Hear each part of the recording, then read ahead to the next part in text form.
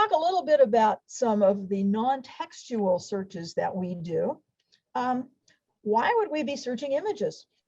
Well, we might want an image for our newsletter to illustrate our slide deck. Oh, now who might be doing that? I wonder. You might want it for your library's annual report. Actually, when I worked for Bank of America, one of the things we did in the library was find illustrations for the company's annual report. I remember looking for one of a caribou in an oil field in Alaska or something like that. Okay, but searching images, what we all know now is images, photos can be altered. Photoshop is a way of life for some people. So we need to understand if it's been changed. Also, if it shows up with a misleading title. We're seeing a lot of these misrepresentations, particularly now with the situation in Ukraine. But it's not unique to Ukraine. It's been going on for a while, where an image will show up and it says, this is something that happened 3 hours ago. And if you look closely at it, it actually happened 3 years ago in a different country, in a different context. We're all much more aware of this. Which leads me to reverse image searching, which is the other piece of it.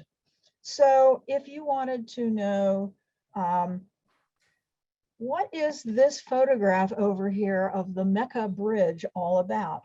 Well, you could do a reverse image search on it using Google Images. In my personal opinion, it's not as good as it used to be. My suggestion is scroll down as much as possible to get as many alternative possibilities of what the image is. TinEye I actually find to be much better. So what clues can you find in the image? Well, obviously in this one, you've got a date, you've got the name of the bridge.